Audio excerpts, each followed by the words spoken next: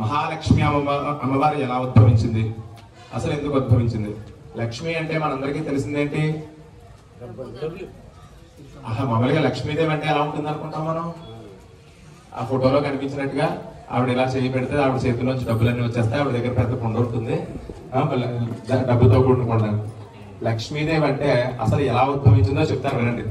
ఎలా అంటే ఈ సృష్టి అంతా కూడా జరిగింది. ఇందాక దాకా ఆ మధుకైరుడు వల్ల సృష్టి జరగలేదు, కానీ ఇప్పుడు సృష్టి జరిగింది. 84 లక్షల జీవరాశులు పుట్టాయి, పెరిగాయి, మొత్తం యథాప్రకారంగా మొత్తం అన్ని కూడా జరుగుతున్నాయి. అయితే దేవతలకు శక్తి ఎక్కడి నుంచి వస్తుందో తెలుసా అండి ఎవరికైనా? దేవతలకి శక్తి ఎక్కడి నుంచి వస్తుంది? అది ఎలాగని చెప్తాను, మీకు తెలుసా? మీకు తెలుసు తెలియదు, ఇలాగా అది మాత్రం ఒప్పాలి, మాట్లాడద్దు, మీరు అసలు మాట్లాడుకోండి. అందుకనే నేను చెప్తాను. ఇప్పుడు దేవతలందరికీ కూడా యజ్ఞయాగాది క్రతువులు చేస్తేనే దేవతలకి శక్తి వస్తుంది, అంతే కదండి. ఆ శక్తి ఎలా వస్తుంది అంటే దేవతలందరికీ కూడా భోజనం ఏంటో తెలుసా అండి? ఆజ్యం ఆహారం అంటే ఆవు నెయ్యి ఆహారం. ఆవు నెయ్యితో పాటు ఏదైతే ద్రవ్యం వేస్తామో అది మాత్రమే దేవతలు తింటారు. మనం 100 కేజీలు పులిహార కానీ 100 రకాల స్వీట్లు కానీ రకరకాల పిండి వంటలు ఉండి నైవేద్యం పెట్టినా దేవతలు తింటారు. దేవతలకు నైవేద్యం పెట్టి ప్రసాదం కింద మనమే తింటాం. కానీ హోమం చేసిన ద్రవ్యం అంతా కూడా అగ్నిహోత్రుడి ద్వారా దేవతలు తీసుకుంటారు. ఇది తిని ఈ ద్రవ్యాన్ని మనకి ఎవరైతే వేశారో వాళ్ళు సుఖంగా ఆనందంగా ఉండాలని దేవతలందరూ కూడా కాసేపట్లో వస్తారు ప్రసాదం ఇవ్వడానికి వరుణ రూపంలో. ఏమండి అలా వచ్చి మనకు ప్రసాదాన్ని అందిస్తారు. మీరు సంకల్ప మాత్రం చేత అక్కడ అమ్మవారు అక్కడ తృప్తి చెంది మీరు చేసినటువంటి భక్తికి, ఏమండి మీరు చేసినటువంటి భక్తికి అప్పుడే మీరు ఇచ్చిన ద్రవ్యం అమ్మవారికి అందింది, అప్పుడే ప్రసాదం కూడా ఆయన రెడీ చేస్తున్నారు. అప్పుడే అటువంటిది మనకి చాలా అదృష్టం, వర్షం పడడం కూడా. ఏమండి అయితే ఈ కాళీ అమ్మవారు ఎక్కడి నుంచి ఉద్భవించిందో చెప్తాను. ఒకనొక సమయంలో సృష్టి అంతా జరిగింది, ఇలా యజ్ఞయాగాలు క్రతువులన్నీ జరుగుతూ ఉన్నటువంటి సమయంలో మహిషాసురుడు, మహిషము అంటే దున్నపోతు, అసురుడు అంటే రాక్షసుడు, దున్నపోతు రూపంలో ఉండేటువంటి రాక్షసుడు అక్కడ పుట్టుకుని వచ్చి మొత్తం ఇలా యజ్ఞయాగాదులు ఇక్కడ మనం ఏదైనా చేస్తున్నాం అనుకోండి, అక్కడ వచ్చేసి దాంట్లో రక్తం వేసేయడం, లేదా దాంట్లో నీరు పోసి ఆ హోమ మంటను ఆర్పేయడం, అనేక రకాలు అక్కడ ఉన్నటువంటి పదార్థాలన్నీ కూడా తన్నేయడం, ఇలా చేస్తూ ఉంటే ఇలాగా ఒకసారి చేస్తే పర్వాలేదు, ఇలా ఒక 100 సార్లు చేస్తే, ఒక 1000 సార్లు చేస్తే, ఒక 1,00,000 సార్లు చేస్తే దేవతలకు ఉండేటువంటి శక్తి తగ్గిపోతుంది. అంటే యజ్ఞయాగాది క్రతువులు జరగకపోతే దేవతల దగ్గర శక్తి లేదు.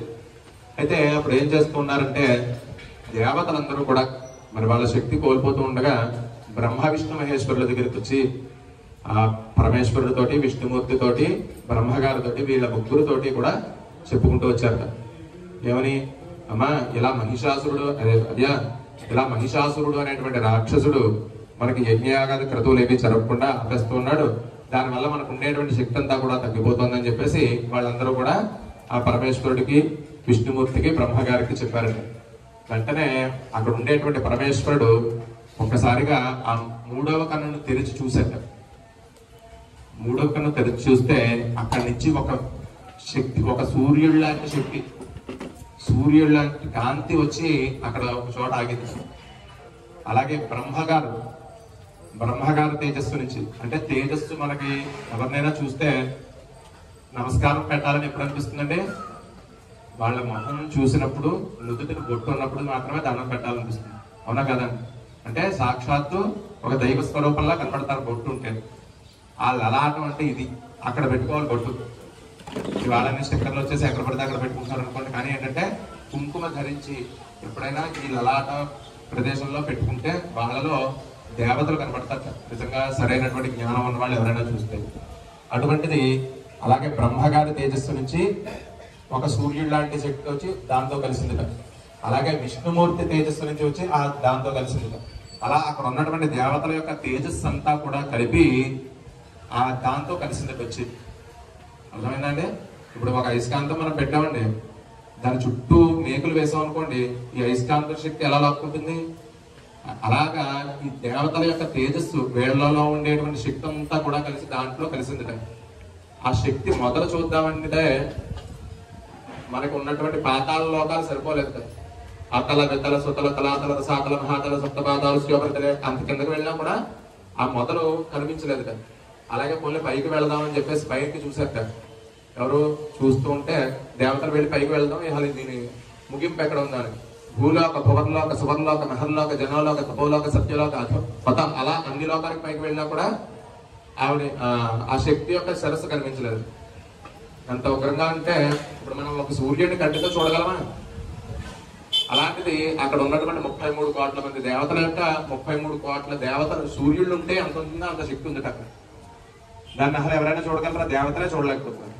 అప్పుడు ఏం చేశారు అంటే ప్రార్థించారు ఆ శక్తిని. అమ్మా, ఇంత ఉగ్రంగా ఉంటే మేము మాకు ఉండేటువంటి సమస్యని నీకు చెప్పలేము, కాబట్టి మాకు సమస్య తీరేటువంటి మార్గం కావాలి, కాబట్టి నువ్వు శాంత స్వరూపుడి కింద మారాలని చెప్పి ప్రార్థించగా ఆవిడ అప్పుడు మారిందట శాంత స్వరూపుడి కింద. శాంత స్వరూపుడి కింద వచ్చి మహాలక్ష్మి కింద కనిపించింది. కనిపించిన తర్వాత వీళ్ళందరూ కూడా మహిషాసురుడు గురించి అమ్మవారితో చెప్పారట. చెప్పి ఆ మహిషాసురుడిని సంహరించి తల్లి, మాకు ఉండేటువంటి శక్తి అంతా కూడా తగ్గిపోతుంది, ఆ శక్తి తగ్గిపోకుండా మమ్మల్ని కాపాడాల్సినటువంటి బాధ్యత నీదే అని చెప్పేసి అమ్మవారిని ప్రార్థించినటువంటి అధ్యాయం ఈ 2వ అధ్యాయం. అయితే ఈ అధ్యాయంలో అమ్మవారు మహాలక్ష్మి స్వరూపంగా ఉంటారు. మహాలక్ష్మి ఇదం నమమ అనుకుంటూ స్వాహాకారం చెప్పినప్పుడు మాత్రమే జాగ్రత్తగా ద్రవ్యం వేస్తూ ఉండండి. ఎప్పుడు పడితే అప్పుడు వేయద్దు. స్వాహాకారానికి అన్నయ్య గారు నెయ్యి వేస్తూ ఉంటారు, ఇందాక అదే చెప్తున్నాను. అదే సమయంలో ద్రవ్యాన్ని వేస్తూ ఉండండి, దొలపడం లాంటివి చేయొద్దు. మిగతా వాళ్ళందరూ కూడా మహాలక్ష్మీదేవి నమః అనుకుంటూ ఉండండి దాన్ని.